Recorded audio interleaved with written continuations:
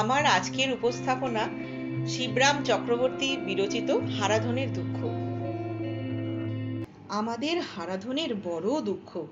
দুঃখের কারণ তার মাথায়। তার যে মাথা খারাপ হয়ে গেছে তা নয়। তার বন্ধু বান্ধবরা তার সম্বন্ধে দুঃখিত হলেও সে নিজের সম্বন্ধে কোনো দুঃখবোধ করতো না। তার দুঃখের কারণ তার মাথার চুলে।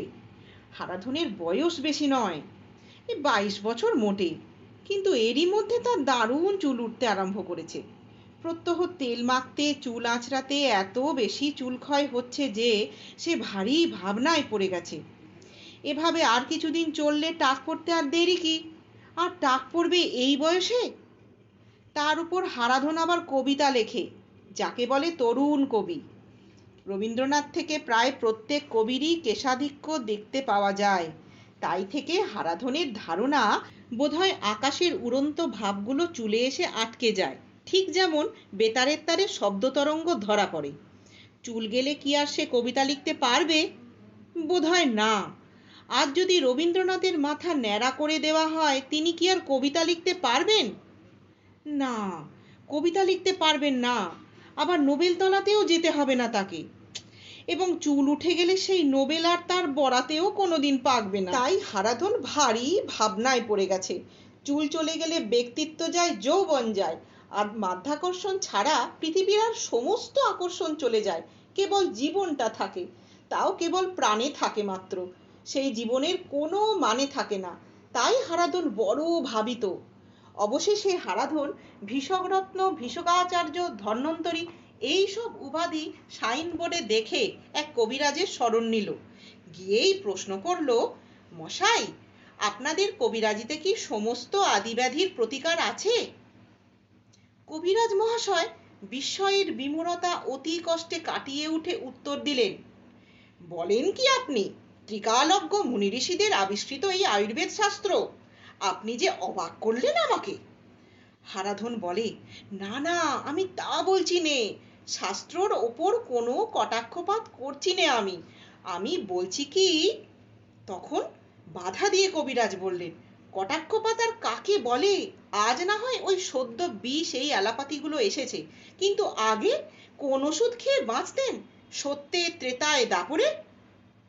আপনি ভুল করছেন। আমি সত্যকি ত্রেতা যুগে ছিলুম না, দাপরেও আমি বাঁচিনি। এমনকি 22 বছর আগেও।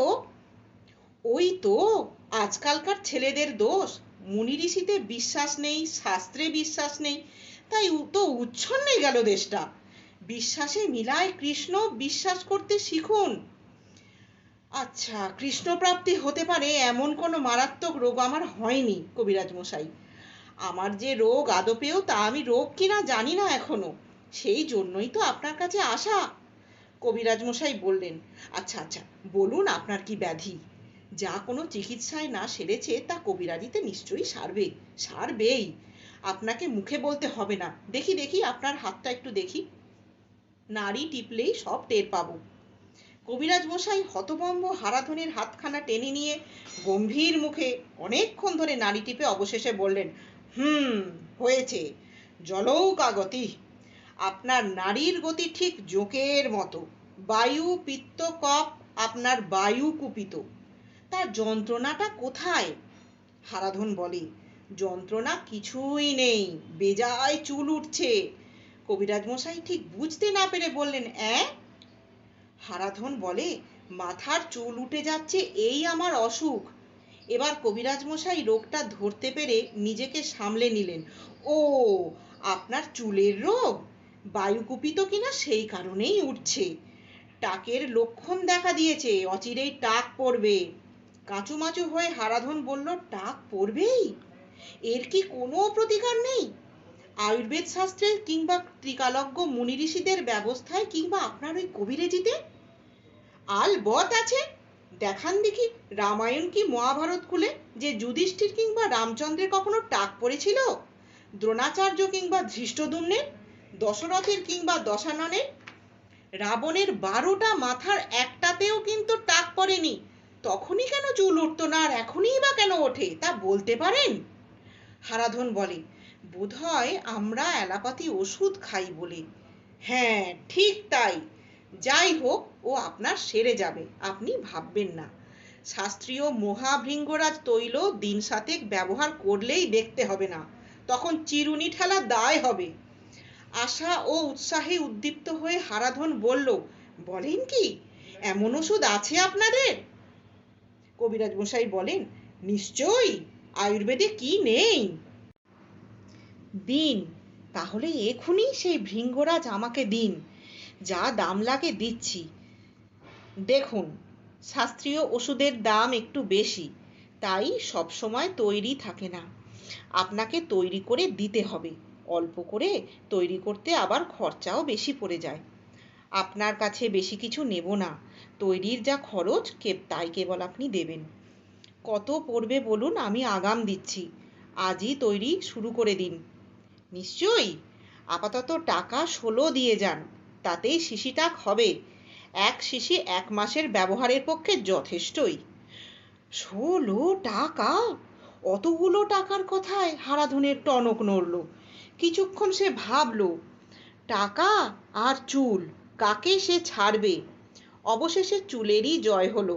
রবি ঠাকুরের কথা কাহিনীতে সে পড়েছিল, কে এক মুসলমান সম্রাট কোন এক পরাজিত শিখকে প্রাণ দিতে চেয়েছিলেন তার চুলের বিনিময়ে, কিন্তু সেই শিখ চুল দিতে রাজি না হয়ে একেবারে মাথাটাই ধরে দিতে চেয়েছিল। সুতরাং হারাধন যে টাকা দিতে প্রস্তুত হবে, এ আর বেশি কথা কি। যদিও 16 টাকা সামান্য টাকা নয়, বিশেষত হারাধনের পক্ষে। হারাধন টাকা 16টা দিয়ে আমতা আমতা করে বলল, দেখুন, আমার একটা প্রশ্ন আছে। এটা আপনার আয়ুর্বেদ শাস্ত্রের ওপর কটাক্ষপাত বলে ভাববেন না।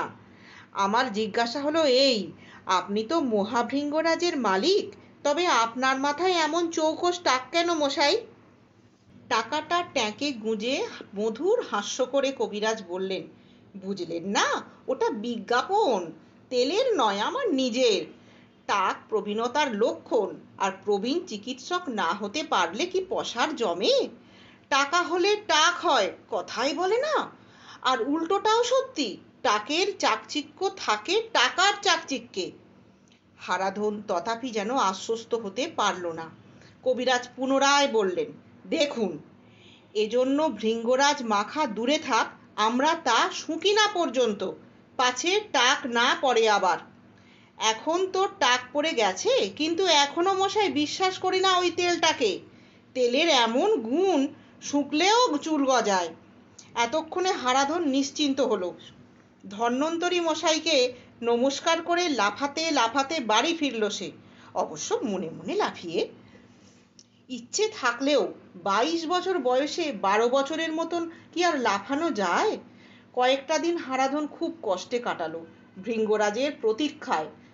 অবশেষে ওষুধ তৈরি হয়ে এলো। ও বাবা, এর যে নিদারুণ গন্ধ, তার সৌরভের সঙ্গে তুলনা দেবার উপযুক্ত শব্দ নেই। সে তেল মেখে খেতে বসলে পেটের ভাত মাথায় ওঠে। সে তেল মাথায় মেখে রাস্তায় বেরোলে পেছনে কুকুর লাগবে কিনা বলা যায় না, তবে পথের লোকেরা তাড়া করবে নির্ঘাত, তাতে ভুল নেই। কি করে বেচারা হারাধন, চুলের দায় প্রাণের দায়ের চেয়েও বড়। তেল মেখে অন্য লোকের কাছ থেকে তফাতে থাকে, কিন্তু নিজের থেকে কি আর দূরে থাকা যায়? মাথাটা আবার নাকের বেয়ারা রকম কাছে যে, এই সত্যটা এতদিন একেবারে অজানা না থাকলেও এখন খুব প্রবলভাবেই যেন তার গোচর হতে থাকে। কিন্তু হারাধনের কপাল, ক্রমেই তা প্রশস্ত হচ্ছিল। আগে যদি বা 20টা 10টা উঠত, এখন মুঠো মুঠো উঠতে লেগেছে। বোধহয় চুলের গোড়ায় ওষুধ যাচ্ছে না, সেই জন্য সে মরিয়া হয়ে একদিন রাত্রে শোবার আগে সমস্ত মাথা বেশ করে তেলে ভিজিয়ে নিল। পরদিন সকালে কেশ প্রসাধনে যেমন না ব্যাকব্রাশ শুরু করেছে, তার মনে হলো সমস্ত চুল যেন পরচুলার মতো পেছনে খসে পড়ল। হারাধন আয়নার সামনে দৌড়ে গিয়ে দেখে, ও মা, তাই তো, প্রতিপদের রাত্রে চন্দ্রোদয়ের মতো চুলের অন্ধকার ঘুচে গিয়ে সারা মাথা জুড়ে চাঁদির ন্যায় দিব্যি চকচকে টাক বেরিয়ে পড়েছে। হারাধন প্রথমে ভাবল ডাক ছেড়ে কাঁদে, তারপর মনে হলো এখনই গিয়ে টুঁটি টিপে ধন্বন্তরীকে তার স্বস্থানে অর্থাৎ স্বর্গে পাঠিয়ে দেয়। একবার তার ইচ্ছে হলো লোটা কম্বল নিয়ে বিরক্ত হয়ে বেরিয়ে পড়ে। আর সংসারে থেকে লাভ কি? সন্ন্যাসী হয়ে যেদিকে দুচোখ যায় চলে যায়, শুধু গেরুয়াটা পরে নিলেই চলবে, কষ্ট করে আর মাথা মুড়োতে হবে না। সে কাজটা এগিয়েই রয়েছে। অবশেষে মনে করলো, না, বেঁচে আর সুখ নেই, সে আত্মহত্যা করবে। কিন্তু কিছুই তার করা হলো না। ভাবতে ভাবতে হারাধন তার সদ্যজাত টাকে হাত বুলোতে লাগলো। হাত বুলিয়ে সে বেশ আরাম পেল। প্রত্যেক খারাপ জিনিসেরই ভালো দিক আছে। টাকের ভালো দিকটা এতক্ষণে তার চোখে পড়ল আর হাতেও ঠেকলো। হারাধন অবশ্য এখন আবিষ্কার করেছে যে টাক নিয়েও বেশ টেকা যায়, কিন্তু কবিরাজের রাস্তা সে আর মারায় না। তার কেমন যেন লজ্জা করে। ওপাশের ফুটপাত ধরে সে কেটে পড়ে। একবার তার মনে হয় বটে যে টাকাগুলো বড্ড ঠকিয়ে নিয়েছে, কিন্তু তা তো আর ফেরত পাওয়ার কোনো উপায় নেই। এক আধটা নয়, 16টা টাকা। তাতে 16 দিন আরাম করে দিলখুশ খাওয়া যেত, 32 দিন বায়োস্কোপে যাওয়া যেত, 2 মাস ফুটবল ম্যাচ দেখা যেত। টাকের চেয়ে টাকার শোকটাই এখন তার বেশি। একদিন হারাধন দেখতে পেল তার এক বন্ধু কবিরাজের দোকান থেকে বেরুচ্ছে। আসন্ন বিপদ থেকে বন্ধুকে বাঁচাবার জন্য সে তাড়াতাড়ি গিয়ে তাকে ধরল। কি হে, কবিরাজের কাছে গেছলে কেন? ও যে সাক্ষাৎ। বলেই হারাধন থমকে গেল। বন্ধু বলল, আর ভাই বলছো কেন? কি এক ব্যাধি এসে জুটলো আমার। হারাধন তার মাথা ভরা চুলের দিকে সবিস্ময়ে তাকিয়ে বলল, সে কি, তোমারও চুল উঠছে নাকি? না ভাই, বাত, তাও আবার পায়ে। কেউ বলছে সায়াটিকা, কেউ বলছে নিউরোলজিয়া। ভারী বিপদেই পড়েছি। অ্যালোপ্যাথি তো করলুম, কিছু হলো না। দিন কতকের জন্য সারে, আর তারপর আবার যেই কে সেই। দেখি আবার একবার কবিরাজ করিয়ে দেখি। তা কবিরাজ কি বললে? বললেন কি একটা তেল, একেবারে অব্যর্থ, দিন সাতেকের মালিশেই সারবে। বৃহৎ বাত চিন্তামণি তৈল। তা তুমি কি বলছিলে? উনি সাক্ষাৎ কি? আমি বলছিলাম উনি সাক্ষাৎ ধন্বন্তরী, নামেও এবং কাজেও। আমাকেও একটা তেল দিয়েছিলেন বটে। বলেছিলেন 7 দিন পরে আর দেখতে শুনতে হবে না।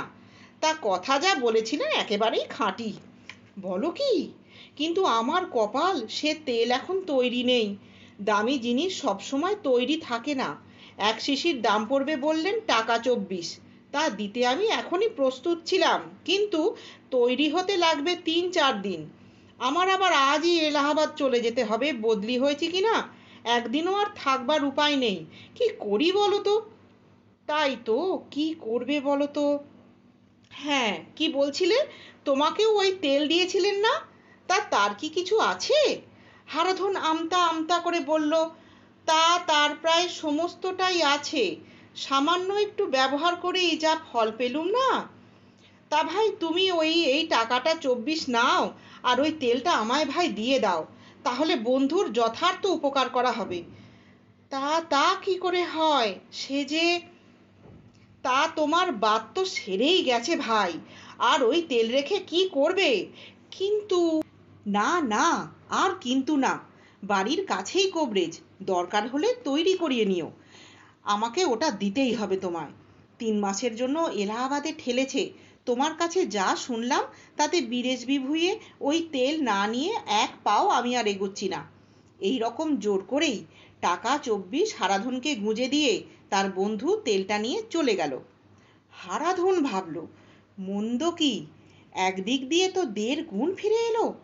আর মহাভৃঙ্গরাজ বাতের যত ক্ষতিই করুক, বৃহৎ চিন্তামণির চাইতে বেশি ক্ষতি করবে না নিশ্চয়ই। টাক হলেই টাকা হয় বলেছিল, কবিরাজের এই কথাগুলি কিন্তু খুব খাঁটি। হারাধন বিবেচনা করে দেখল, অষ্টমুদ্রা হাতে হাতে আমদানি হলো স্পষ্ট দেখল। কিন্তু 7 দিন বাদে এলাহাবাদ থেকে বন্ধুর চিঠি পেয়ে হারাধন তো অবাক। বন্ধু লিখেছে, ভাই, ধন্য তোমার কবিরাজ। 7 দিন মাত্র ব্যবহার করছি, এর মধ্যেই আমার বাত সম্পূর্ণ সেরে গেছে। তার ওষুধে মন্ত্রশক্তির মতো অব্যর্থ কাজ হয়েছে। কি বলে যে তাকে আমার প্রাণের কৃতজ্ঞতা জানাবো, ইত্যাদি ইত্যাদি সে বলল। 3 মাস পরে বন্ধু কলকাতায় ফিরেছে জেনে হারাধন তার সঙ্গে দেখা করতে গেল। একটি ছোট ছেলে বৈঠকখানার দরজা খুলে তাকে বসিয়ে বলল, মামা কামাচ্ছেন, আপনি বসুন একটু। হারাধন বসেই আছে। 15 মিনিট, আধ ঘন্টা, 1 ঘন্টা, বন্ধুর দেখা নেই। অবশেষে 2 ঘন্টা বাদে বসবে কি চলে যাবে এই কথা যখন সে ভাবছে, তখন তার বন্ধু নামলো। হারাধন ভারী চটে গেছিল মনে মনে। কাজেই প্রথম সাক্ষাতে কুশল প্রশ্ন, কেমন ছিলে, কি বৃত্তান্ত ইত্যাদি সব ভুলে গিয়ে বলল, মন্দ না, এতক্ষণে লাট সাহেবের নামা হলো। বন্ধু বলল, কিছু মনে করো না ভাই, কামাচ্ছিলুম। হারাধন সবিস্ময়ে বলে, দাড়ি কামাতে কি 1 যুগ লাগে নাকি? দাড়ি নয় হে, পা, এই শ্রীচরণ। পা কামাচ্ছিলে কি রকম? পায়ের রোঁয়া কি কেউ কামায় নাকি আবার? রোঁয়া নয় হে, রোঁয়া নয়, চুল, যাকে সংস্কৃত ভাষায় বলে কেশকলাপ, কেশদাম। পায়ে কেশদাম? অবাক করলে তুমি আমায়। দুঃখের কথা আর বলো না ভাই, বাত সেরে গিয়ে এই এক উৎপাত। রোঁয়ায় আর চুলে তফাৎ তো জানো? সে তফাৎ এই, রোঁয়া খানিকটা বাড়ে, তারপর আর বাড়ে না, কিন্তু চুল ক্রমশ বেড়েই চলে। ভুরু আর চুলে যে তফাৎ, আমার দুটো পায়ের সব জায়গা জুড়ে যা গজিয়েছে তা রোঁয়াও নয়, ভুরুও নয়, আদি ও অকৃত্রিম চুল। না কামালে চলে না, বেড়েই চলে, ছাঁটারও উপায় নেই। কেননা এমন ঘন বিন্যস্ত যে কেউ তাকে চুল ছাড়া অন্য কিছু বলে ভ্রম করবে না। তাই দাড়ির মতো নিয়মিত পা কামাই, কি করব? হারাধন নিষ্পলক নেত্রে বন্ধুর 2 পায়ের দিকে তাকিয়ে রইল। বন্ধু বলল, নিত্যি এক হাঙ্গামা বটে, কিন্তু ওই বাতের চেয়ে ভালো। চুলের রোগের জন্য তো ডাক্তারের কাছে ছোটার দরকার পড়ে না, কোনো যন্ত্রণাও নেই এর, আর এ রোগ কামালেই কমে যায়। হারাধন কণ্ঠ থেকে একটিও কথা আর বেরুলো না। সে মাথায় হাত দিয়ে কি যেন ভাবতে লাগলো, ঠিক মাথায় নয়, তার টাকে হাত দিয়ে। আজকের গল্প এখানেই শেষ হলো। আমার এই গল্পগুলি ভালো লাগলে ভিডিওটি লাইক এবং চ্যানেলটি অবশ্যই সাবস্ক্রাইব করবেন। সাবস্ক্রাইব করবার সময় বেল আইকনটি অবশ্যই ক্লিক করবেন, যাতে আমি নতুন কোনো গল্প পোস্ট করলে তার ইনস্ট্যান্ট নোটিফিকেশন আপনার কাছে পৌঁছে যায়। আজকের ভিডিও এখানেই শেষ করলাম। সবাই ভালো থাকবেন।